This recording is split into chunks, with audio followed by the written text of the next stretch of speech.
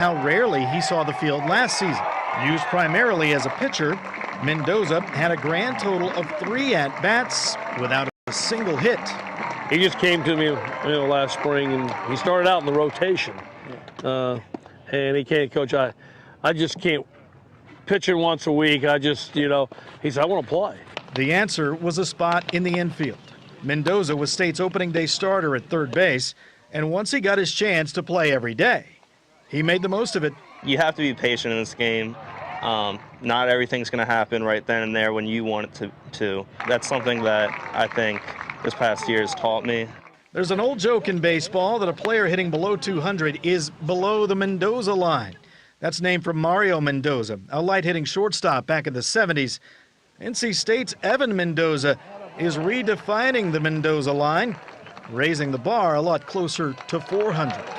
Ken Medlin, WRL Sports, Raleigh. Ball is a numbers game, batting average, ERA, streaks of success, streaks of failure. NC State's Evan Mendoza is on a hot streak that everybody's talking about. Ken Medlin tells the story.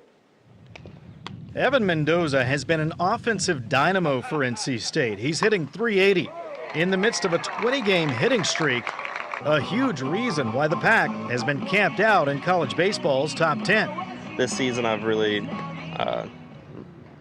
prided myself in just grinding out every day, making sure I'm doing something every day to better my baseball skills. And talk about skills, Mendoza's success is even more impressive when you consider how rarely he saw the field last season. Used primarily as a pitcher, Mendoza had a grand total of 3 at-bats without a single hit. He just came to me, last spring, and he started out in the rotation. And he can't, Coach, I just can't pitch it once a week. He said, I want to play. The answer was a spot in the infield. Mendoza was State's opening day starter at third base, and once he got his chance to play every day, he made the most of it. You have to be patient in this game. Not everything's going to happen right then and there when you want it to. That's something that I think this past year has taught me. There's an old joke in baseball that a player hitting below 200 is below the Mendoza line. That's named for Mario Mendoza, a light-hitting shortstop back in the 70s. NC State's Evan Mendoza is redefining the Mendoza line, raising the bar a lot closer to 400. Ken Medlin, WRL Sports, Raleigh. Ball is a numbers game, batting average, ERA, streaks of success, streaks of failure. NC State's Evan Mendoza is on a hot streak that everybody's talking about. Ken Medlin tells the story. Evan Mendoza has been an offensive dynamo for NC State. He's hitting .380 in the midst of a 20-game hitting streak, a huge reason why the Pack has been camped out in college baseball's top 10. This season I've really prided myself in just grinding out every day, making sure I'm doing something every day to better my baseball skills. And talk about skills, Mendoza's success is even more impressive when you consider how rarely he saw the field last season. Used primarily as a pitcher, Mendoza had a grand total of 3 at-bats without a single hit. He just came to me, last spring, and he started out in the rotation. And he can't, Coach, I just can't pitch it once a week. He said, I want to play. The answer was a spot in the infield. Mendoza was State's opening day starter at third base, and once he got his chance to play every day, he made the most of it. You have to be patient in this game. Not everything's going to happen right then and there when you want it to. That's something that I think this past year has taught me. There's an old joke in baseball that a player hitting below 200 is below the Mendoza line. That's named for Mario Mendoza, a light-hitting shortstop back in the 70s. NC State's Evan Mendoza is redefining the Mendoza line, raising the bar a lot closer to 400. Ken Medlin, WRL Sports, Raleigh. Ball is a numbers game, batting average, ERA, streaks of success, streaks of failure. NC State's Evan Mendoza is on a hot streak that everybody's talking about. Ken Medlin tells the story. Evan Mendoza has been an offensive dynamo for NC State. He's hitting .380 in the midst of a 20-game hitting streak, a huge reason why the Pack has been camped out in college baseball's top 10. This season I've really prided myself in just grinding out every day, making sure I'm doing something every day to better my baseball skills. And talk about skills, Mendoza's success is even more impressive when you consider how rarely he saw the field last season. Used primarily as a pitcher, Mendoza had a grand total of 3 at-bats without a single hit. He just came to me, last spring, and he started out in the rotation. And he can't, Coach, I just can't pitch it once a week. I just, he said, I want to play. The answer was a spot in the infield. Mendoza was State's opening day starter at third base, and once he got his chance to play. All right. Welcome in to another episode of the Mendoza Line. As you guys know, today is episode 45. 45 days strong. Hope everyone's had a great Friday and looking forward to the weekend. Guys, if this is the first time you've ever joined in to the Mendoza Line, go ahead and drop a baseball emoji down below in the chat. And if you guys have any baseball related questions, feel free to ask. That's why I do these lives, and we will get right into it. So I did pull up the Cardinals spring training game right now, but I do believe that there might be some World Baseball Classic games going on, so we might be watching some of those later on in this live. I want to make sure that I also get on some of your guys' questions, though, on playing profiles. So playing profiles, I posted a reel like a couple of days ago. And by the way, we are live on Instagram, we are live on Facebook, we are live on YouTube. But basically, playing profiles are just a way for me to get a better understanding on where you or your son is currently at. So all I ask, if you want me to do a playing profile, go ahead and drop these things down below in the chat. Graduation year, positions, and I'll do probably like a couple of these. Positions, exit velocity, arm velocity, 60 time, and of course if you're a catcher, include your pop time as well. So that way I'm just able to, should have separated these two. That way I can just like give you guys my insight on what I would be focusing on if I was in your shoes. Of course I'm not in your shoes, but I want to be able to give you guys as much valuable content as possible and guidance as possible. So for those that don't know, I played 7 years of professional baseball between the St. Louis Cardinals and the San Diego Padres, and I want to, again, give you guys the least vanilla advice out there on social media. As you guys know, on social media, there's a ton of just brain-rotted, material, and I want to make sure that you guys just know who you're getting your advice from, why I give you guys specific advice, but that's again the idea of doing these lives. I want to make sure that you guys get that understanding of what to do with where you're currently at. So let's get this show on the road. We got a couple of people joining in. We got Ignacio, we got Baby Burke, we got Lewis, we got Dylan, we got Baby, we got 951 Lucas, we got some familiar faces. But guys, if you had baseball practice earlier today, if you have a game, whatever the case may be, and if you have any baseball related questions, feel free to ask.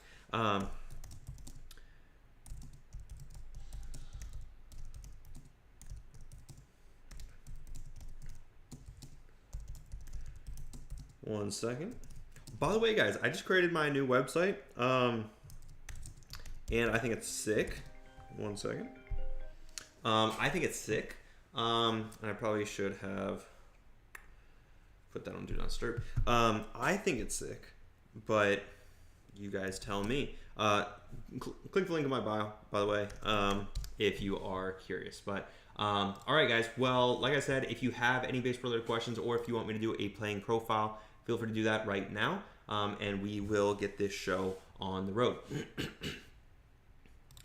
All right, and by the way, sometimes I like to record based off of where these certain metrics are, so that's what I'm going to be doing right now. All right, we got a 2026 shortstop right-handed pitcher. That's right, exactly what I was in high school. 95 exit velocity, 88 arm velocity, and 6.760. So from my understanding, like that is a pretty well-rounded player.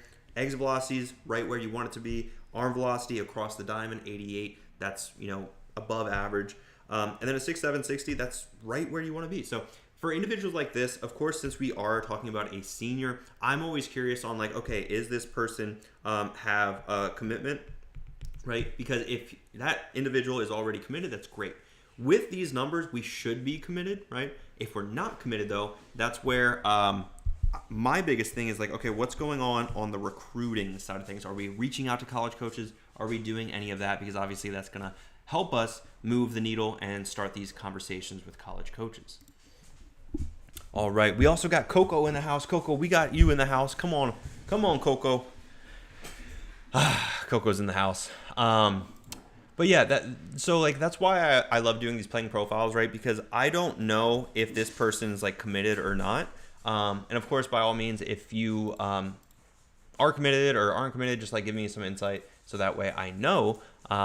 It will help me out a ton. But yeah, Asher or John or Cooper, if you guys want me to do like a playing profile, feel free to just drop your metrics down below in the chat. And again, that's why I do these lives. So that way you guys can just get like as much valuable advice as possible. So cool. We're going to create a new layer to make it a little bit easier. And we can do some more playing profiles if that's cool with you guys. All right, let's do another one.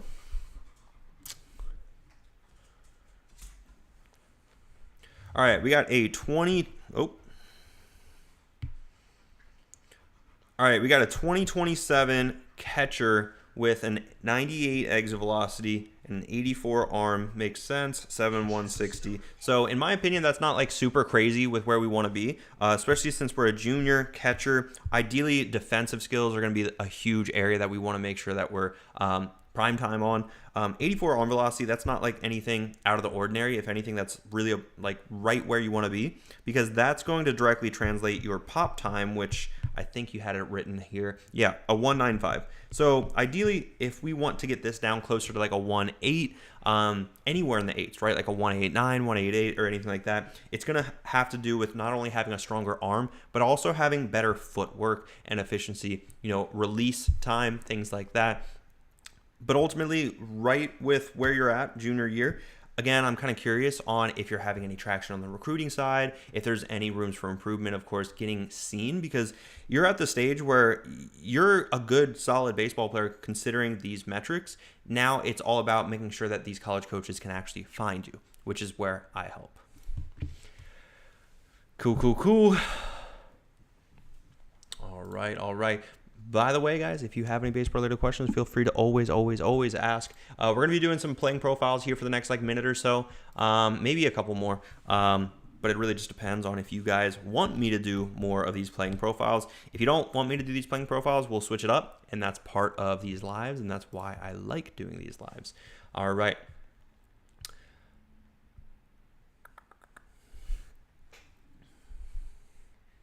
All right, we got a 2027 right-handed pitcher, first baseman with a 91 EV, 92 arm.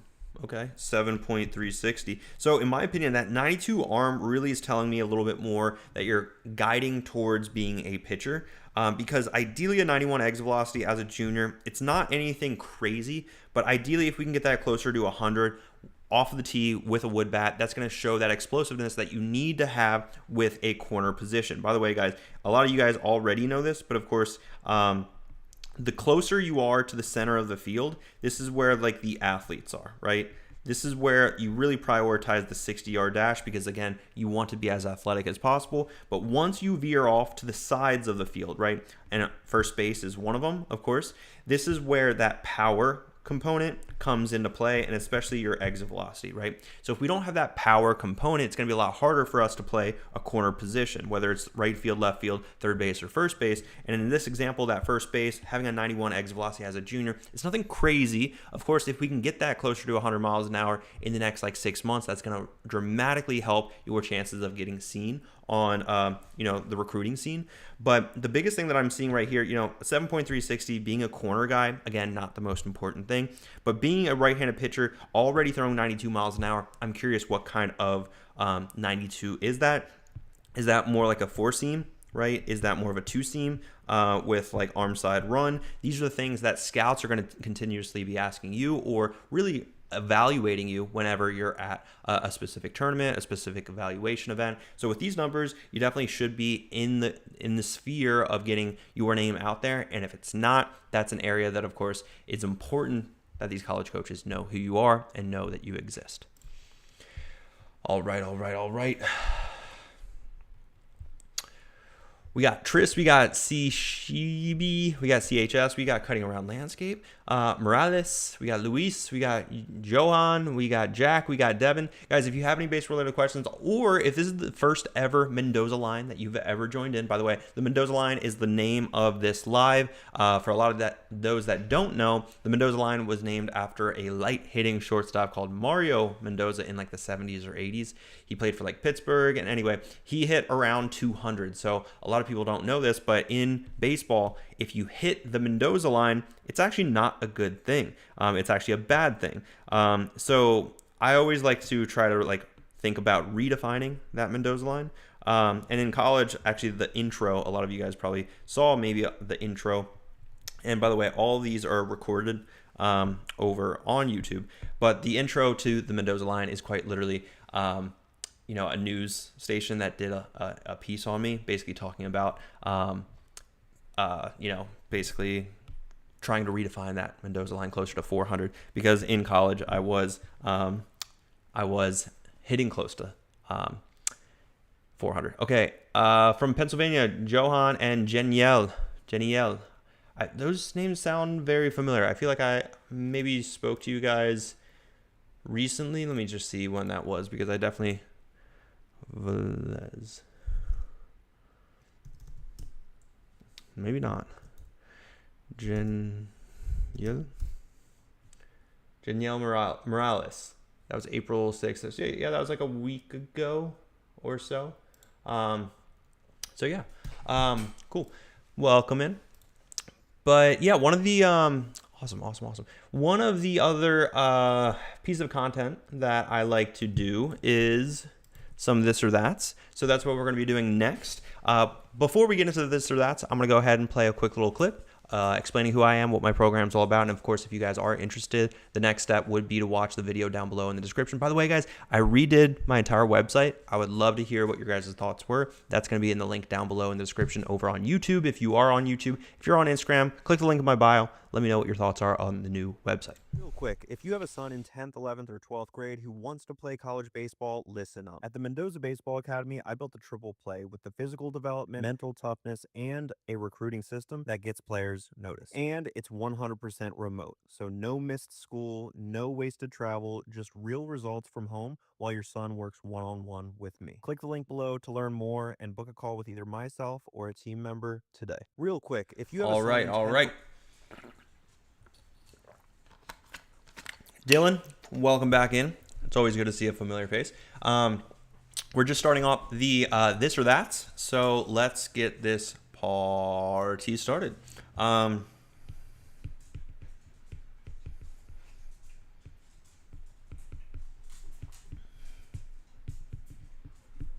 right. We'll just go one by one. All right.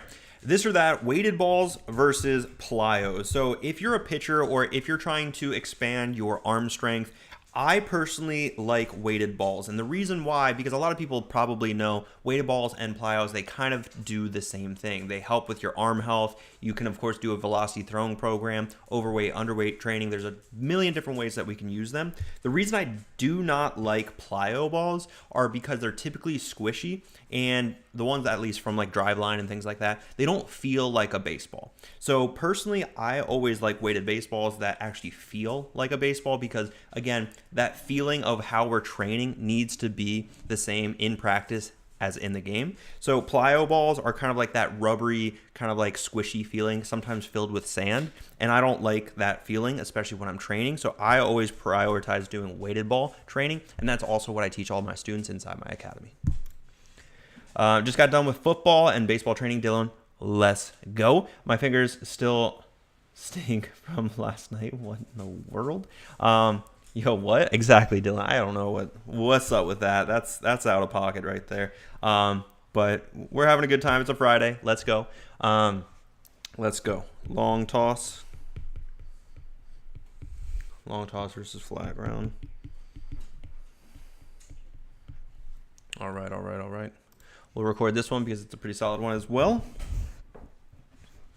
All right, long toss versus flat ground. So it really depends on how we're utilizing these things, but ideally we want to do both, right? Yes, we want to do both. we're not going to necessarily choose one or the other. Flat ground's going to be more of like that maintaining the feel throughout a season. We want to understand how the ball is coming out of our hand in between starts, for example. So there is value in doing flat ground work in between starts. As far as doing long toss is a great way to, of course, extend that arm.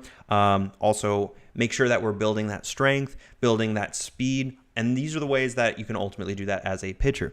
So I'm not going to necessarily say one or the other. If I had to say like what I did more throughout my high school and college career, I definitely did more long toss work than flat ground work. But it's not saying that flat ground work is like not necessary. What I would say is long toss is just more common, and especially for those young high school baseball players who want to build out their arm strength, long toss is the way to go. I say long toss, that's been helping a lot. Yeah, absolutely, Morales. Like, with long toss, it's just like obviously an important area of what we got going on. And of course, like if we never do that, we're going to have a hard time, of course, having that process going. But yeah, let me see what's going on with, I think, so Janielle, you joined in, and then also your mom joined in. Let's go. That's awesome. Cool. Awesome. Let's keep this party going. Oh no. There we go. Okay. We got T work.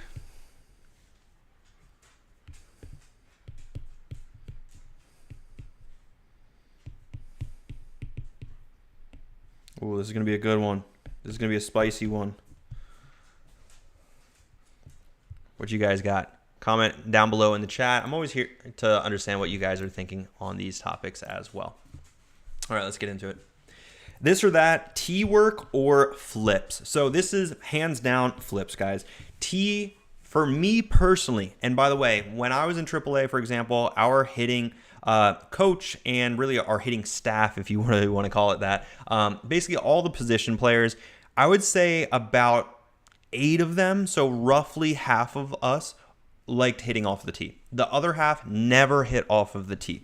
The tee is good for like more mechanical adjustments if you're feeling out a certain mechanical cue that you're working on. But personally, I did not hit off the tee like at all throughout my college and professional career. The reason for it is because flips is just a lot more efficient. If we really think about it, flips are going to be great for us to be able to actually see the ball moving, which is how we see it in the game. So obviously in the game, the ball is moving. We want to train that same exact way. The only thing I will say for flips that can be a bad thing. So flips, if we think about like the L screen, that's the L screen, right? Or whatever, that's the L screen. And this is, home plate. That's the batter's box. So when we're flipping this, sometimes it gets into this rainbow effect, right? And as we know, like we throw it up because we're underhanding it and it goes up and then down, right? Ideally, that's not how the ball, when it's pitched, comes in. So one thing I instruct some of my students to do is move that L screen back a little bit. And what I like to do is throw darts to the hitter, right? And it is going to be overhand, just so that way we're able to accomplish a little bit more of that downhill effect that we will typically see from the pitcher. So how we train, of course, in the cage directly impacts how we perform. And if we're only doing tee work where we're never hitting the ball off the tee unless we're playing golf, guys, that's where we want to ensure that we're doing the right things in practice. That's going to help translate over to the game. All right, we are on a roll right now. Hopefully you guys found that one valuable because that one is something that I think is very, very important. All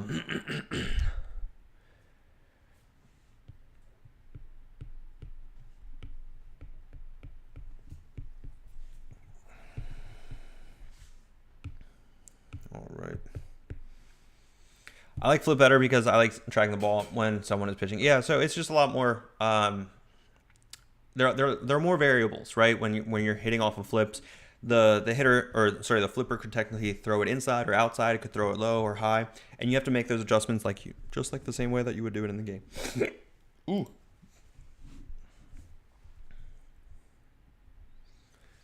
All right, this or that, band work or going to the gym. So if we're a high school baseball player, these serve different things, and we need to get this very, very clear. Band work's going to help with a thing called arm care. And then gym is obviously going to be on like the physical development, of course, getting bigger, stronger, and faster. So these serve two different areas. In the gym, believe it or not, you can still do arm care. It's just how we're training and making sure that these are baseball specific movements. If we're not doing baseball specific movements, of course, we're not going to be able to see the fruition of what we're actually doing. I don't know if that was the right word to use right there or not, but either way, we're going to keep on rolling. So band work, guys, that's going to be strictly for just like working on those smaller muscles and making sure that they stay healthy. So that way we're not using too much of a certain muscle as we're throwing. That's basically called compensating. Whenever we're compensating with our arm, other smaller muscles could try to basically say like, no, I got it. And you never know, like basically whenever you're carrying a bunch of groceries, from the car into the home, if there's like 100 bags and you say, I got it, there might be something that falls. There might be a bag that breaks. Ultimately, those are those small muscles trying to say, I got it. And that ultimately leads to arm fatigue, arm injuries, maybe a UCL, shoulder, bicep tendonitis, a forearm tightness. So that's where arm care is really important and band work can help out.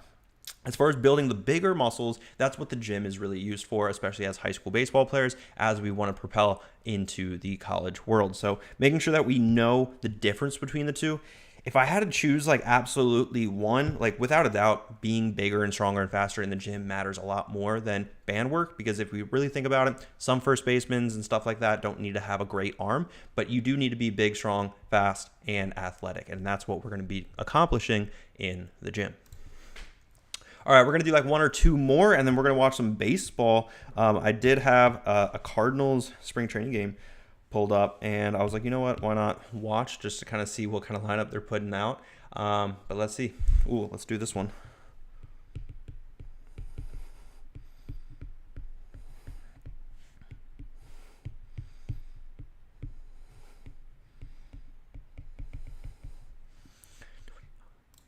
All right, this is going to be a good one.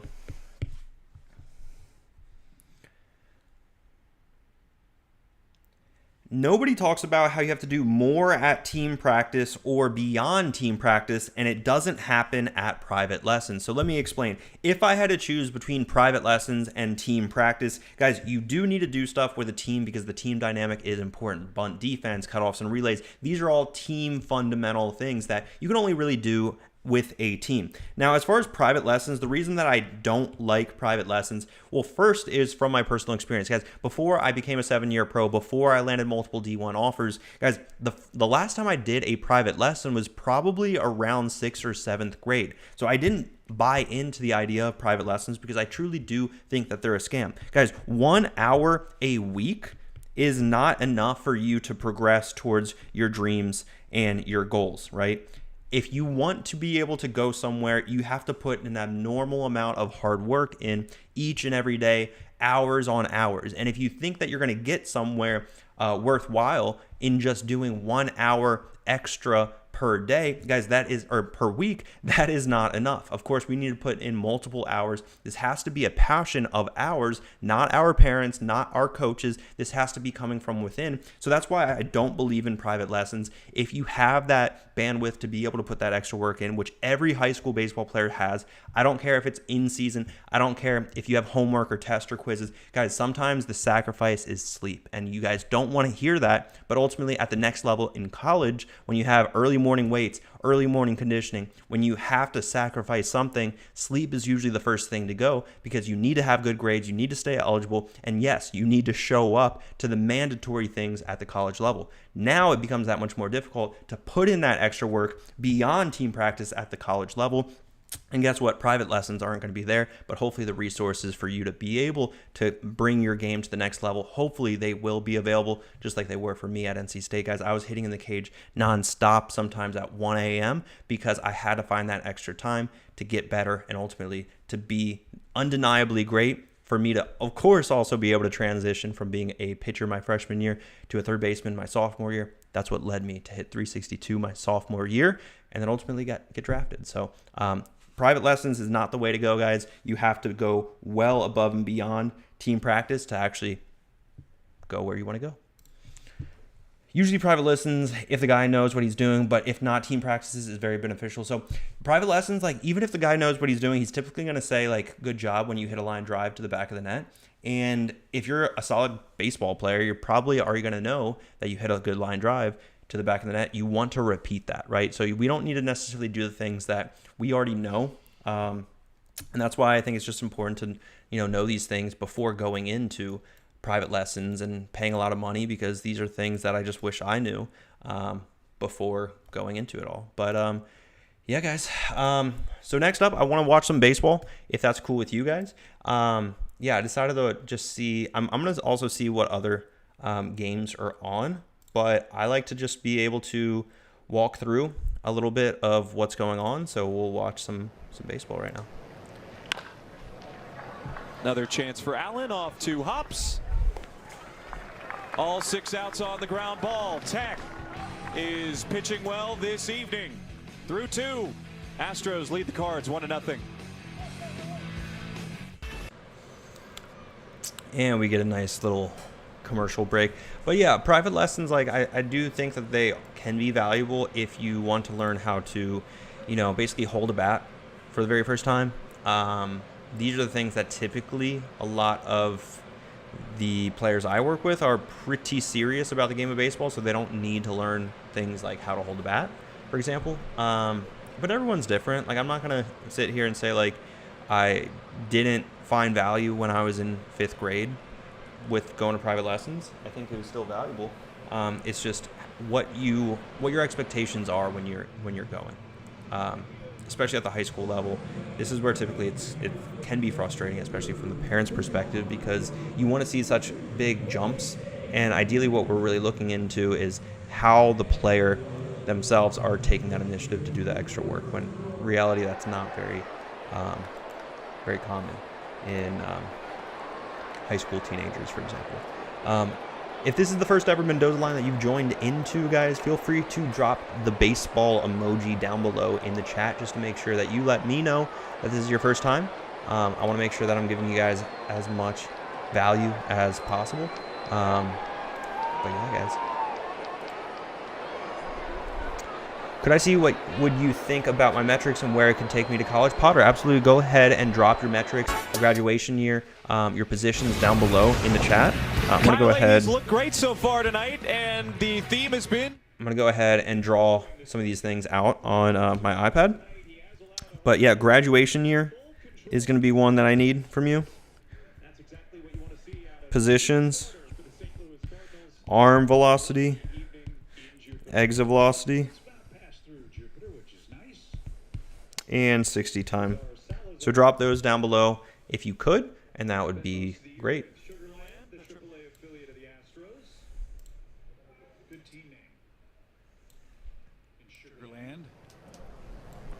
If you've ever been to Houston in the summer, you know they have some airborne pests, the mosquitoes. Salazar, Sugarland I feel like I remember him. Mosquitoes. Yeah, I remember playing against him. That is their alternate identity. I think their regular identity is even better. The Sugarland Space Cowboys. Space Cowboys, That's right. oh yeah. You're right. I forgot about that. They do call By the way, themselves the Space Cowboys. last professional game that I ever In the played, I hit a old days home in run Houston in before they Sugarland. played It was kind of funny in Daikon because it's Park not very at the a Astrodome, and hitter-friendly before that, ballpark, but They played yeah. at Colt 45 Stadium outside. Let's go ahead, Potter. I'm going to go ahead after this pitch. Cool. 1-2 I'm going to go is- take care of you right now, so let's get into this right now. All right, we're going to record this as well.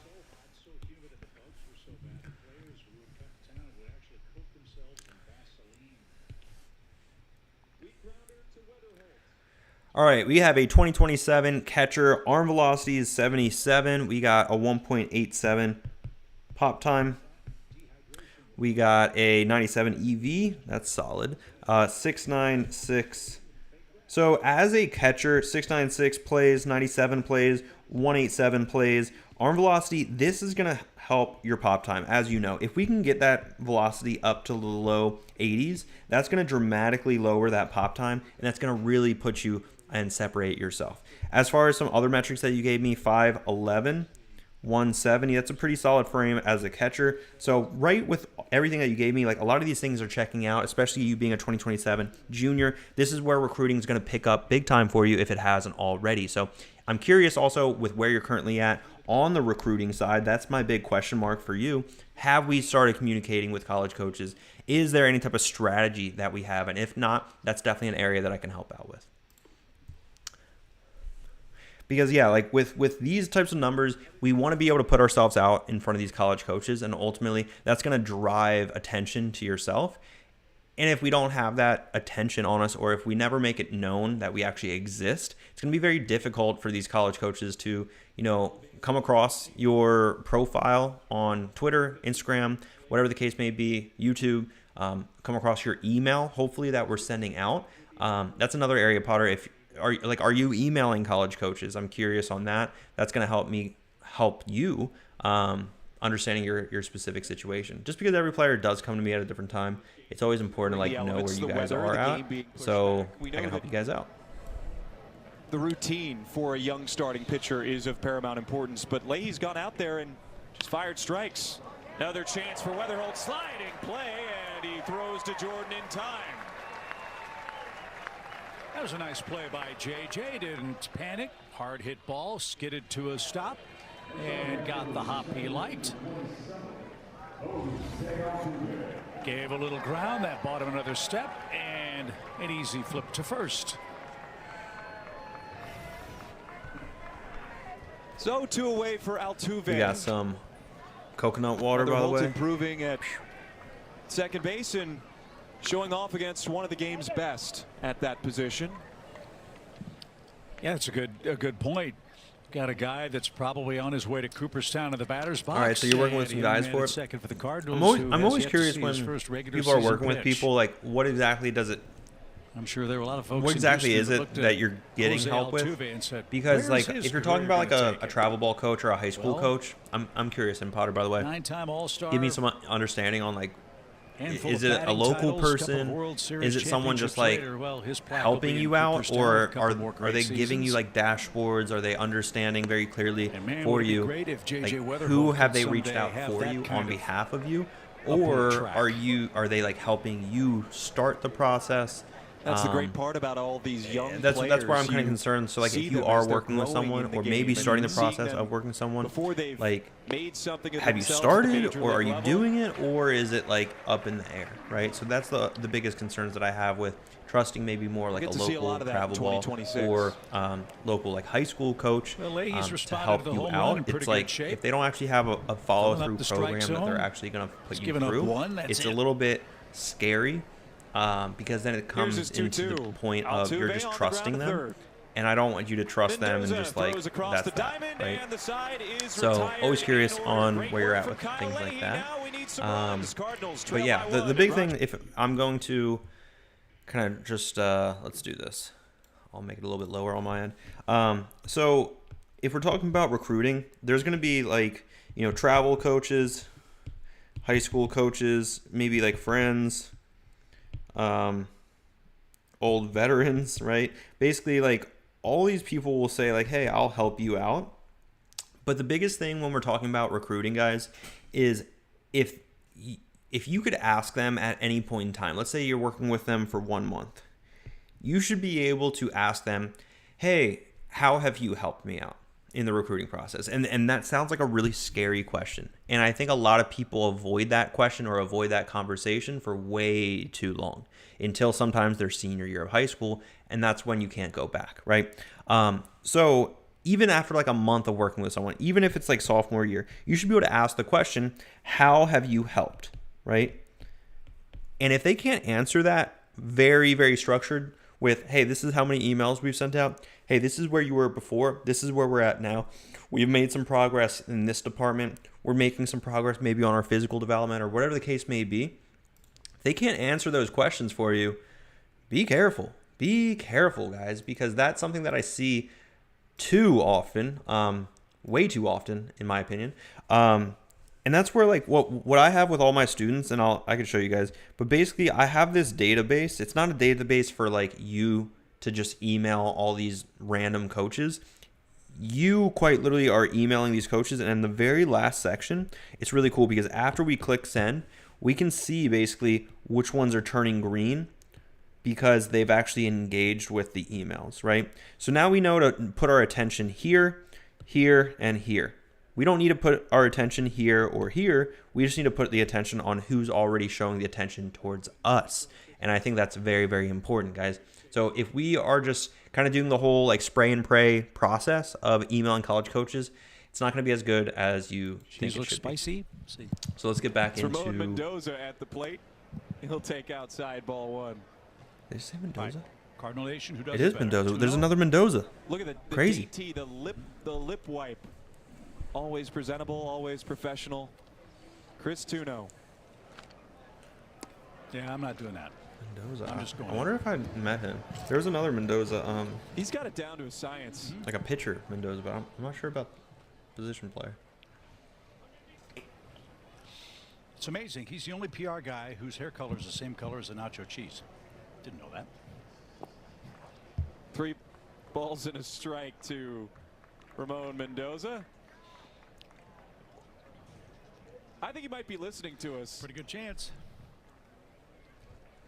Well, Trying to find the camera. There go the free media passes for the rest of the summer.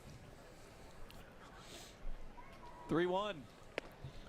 Okay, I'm going to leave you now. I'm going to go down to the dugout and talk to the combatants. Mark Sweeney's here.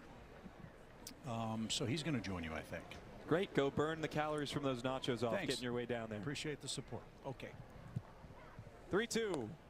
Yanked outside, and the Cardinals have a leadoff base runner. So Ramon Mendoza's aboard with nobody out in front of Jeremy Rivas. Who would have thought?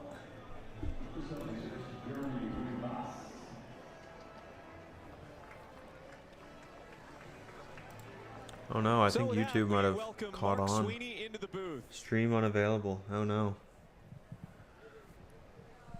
Sween Dog, it's good to see you, man. Hello, Stefan. Good to see you. And congratulations, buddy. You're doing an outstanding job.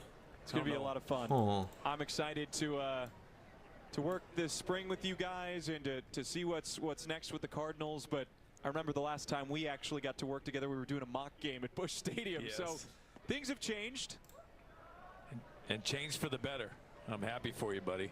So you were across the country like a day ago, and you made your way down to Jupiter.